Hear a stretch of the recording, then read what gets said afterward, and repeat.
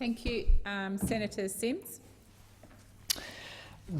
I do wish to respond to Senator Carr's comments in summarising the Greens' position. And of course, I do thank Senator Carr for reminding us that it was the Labor Party that was the architect of the HECS scheme in this country.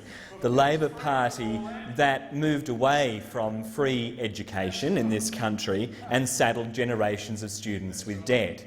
Generations of students who have seen that debt increase as the Liberal government increased HECS a little bit further and built on the work and the foundations laid by the Labor Party.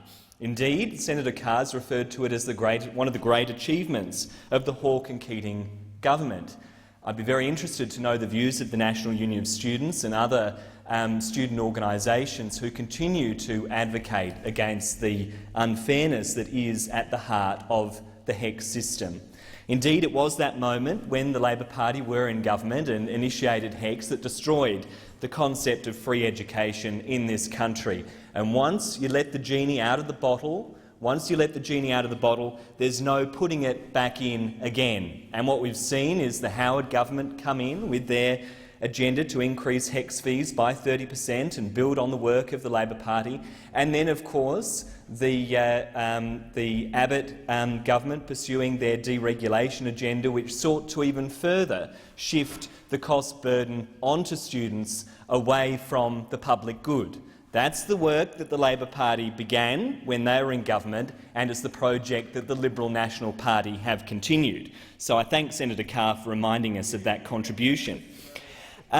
I also want to make the point that this approach seems to be premised on this notion of a mythical Australian expat who has, upon graduating from their studies here in Australia, boarded a plane in some elaborate effort to avoid paying back their HECS liability. What a bizarre proposition that is. The reality is we're not talking about a group of people who are tax avoiders, who are skipping the country in some elaborate effort to avoid paying tax. We're talking about ordinary Australians who happen to be living overseas for whatever reason, who find suddenly that the tax regime in their home country, their previous country, has changed. I'm not quite sure how they're meant to become aware of this development. The minister's not shed any light of that. Perhaps they're meant to study The Australian or continue to monitor ABC Online and keep an eye on changes to the domestic taxation arrangements here in Australia.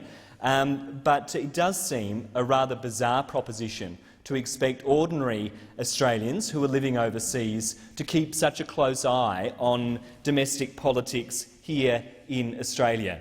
Indeed, as it's been the experience over the last three or so years, it's a space that moves quite quickly. So to expect Australians living overseas to keep track of that is curious indeed. So really what the Greens are seeking to do here is provide a level of clarity to people who could find themselves caught out by this unusual tax regime. But we're also trying to ensure that we don't trap people retrospectively, that we don't go down the path of applying legislation and a new legislative arrangement to a whole group of people whom operated under the previous taxation regime. Now, Senator Carr made the point that when people took on board a HECS debt, they never thought that they could move overseas and not have to pay HECS.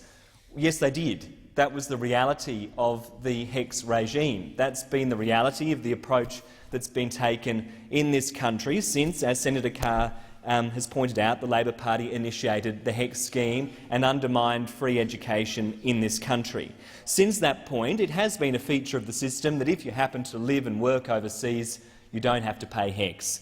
Tonight, the Labor Party and the Liberal Party want to change that approach.